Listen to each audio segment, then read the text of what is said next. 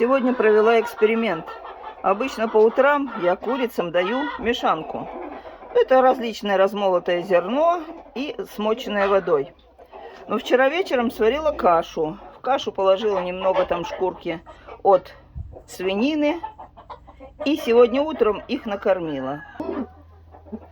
И вот смотрите, с каким удовольствием едят. Это мои кохинхины, курочки. Здесь едят с удовольствием. Здесь сидят молодняк. Петушки, подрастающие курочки, едят с удовольствием.